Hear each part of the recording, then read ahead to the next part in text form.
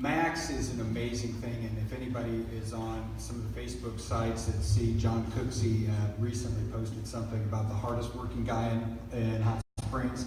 A guy goes through 72 days, 2 to 3 shows maybe a day, and he also was doing that project, The Malco, while putting up with me pestering him constantly and saying, hey, let's do this. Oh, the filmmakers always want me to do it 5 times.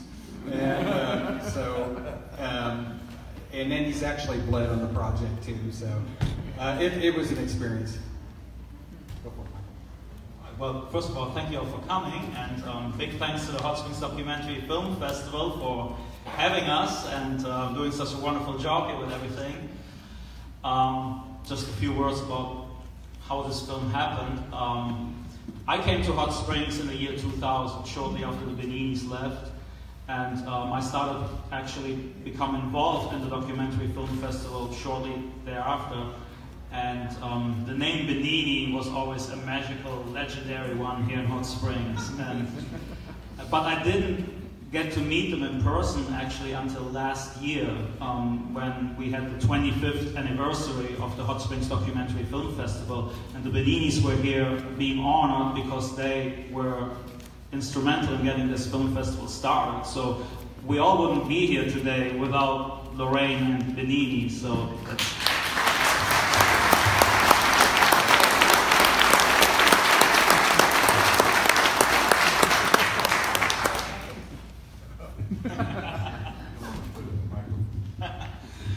and well, that's when I met them for the first time at one of the events last year, and we just hit it off. It was the beginning of a great friendship, and they invited me to come over to see them at their new place in Texas.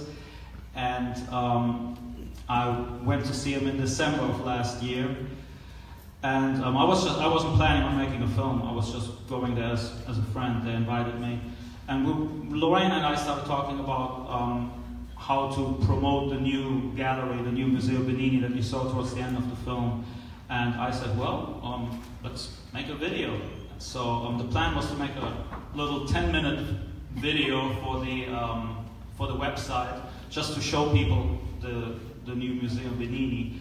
And so Benini agreed. So we set up my camera. Always have it with me, so that's what a good filmmaker does. Set up the camera, lights, microphones, and everything. And he was supposed to just do a little welcoming thing for 10 minutes. And 4 hours later, I ended up with basically having his entire story of his artistic life on video. So this became much bigger than anticipated. So this just shows that, you know, a lot of the documentary films that you see, sometimes they just happen. And it's just beautiful when, you know, when things just happen like that. So, does anybody have any questions? Or? We want to see the sequel in 10 more years. Well, maybe I'll be back in another 10 years. Hopefully before that. Miss Dorothy, you had a question? How long did it take you to edit? The editing? Yeah, well, I started out with 4 hours of footage. And as an editor, what you do is you just watch it over and over again, and every time you watch it, you take out a little bit more, so the film starts to shrink until it becomes a manageable length. I didn't want it to be more than an hour, and it finally got it down to 47 minutes, which is a nice number. And it took me about 3 months total to do the editing. And I had access to high-resolution images of most of his art, which is essential when you do a film about an artist. And of course, it was all just Benini talking, which is wonderful. He's a great storyteller. But visually, from a filmmaker's perspective, you know, you got to make it interesting. You got to make it exciting to watch. So Lorraine provided a lot of still images. I used all the stock footage that I could get. I did not go to Italy. I did not travel back in time or anything like that. This was all from a great website called videoblogs.com, where you can subscribe and you get all this wonderful stock footage. So putting it together is like putting together a big jigsaw puzzle, and you just watch it over and over again, and you take things out and move things around, and that's how the film is made. So.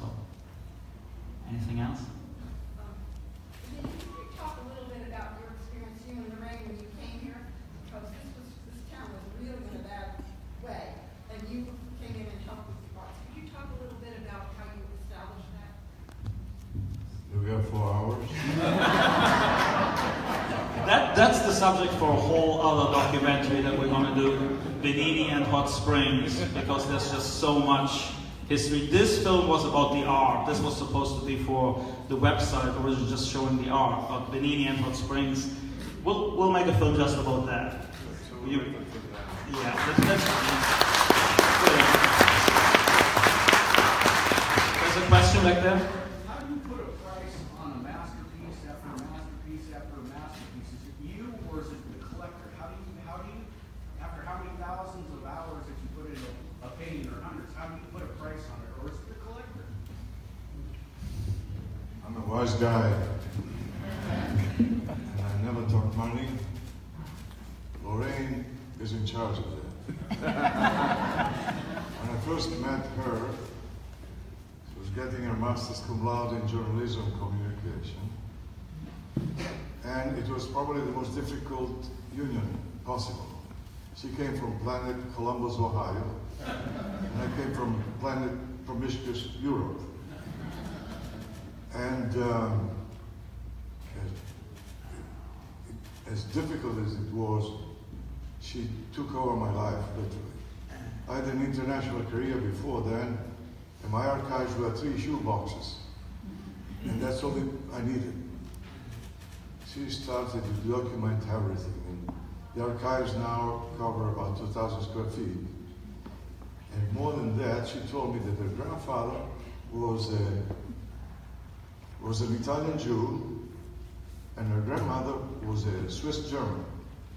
So when I heard that, I said, you handle the money.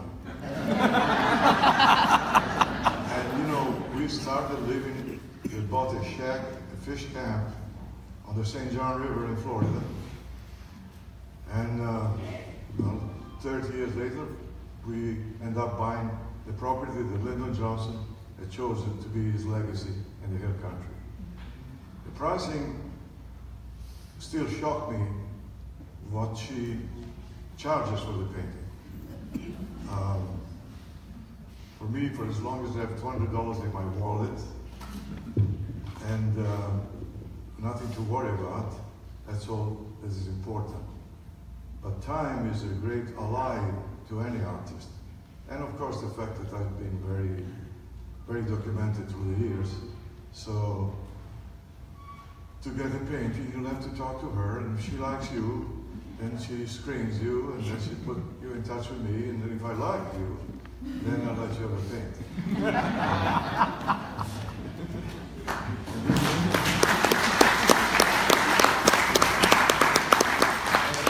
And as you probably notice, I'm still not very humble. And that documentary, while masterful, it was not as exciting. I think I'll switch with Eric next time. Because I really enjoyed your. Thank you very much. Yes. Eric spent so much time. Well, you know, his editing. It's a miracle of what you're doing at the Malco. I was in the Malco the first time in 1999, and all I could smell was mildew. Have you been back in yet to see? No, I'm afraid to get in there because I might fall in love and never leave.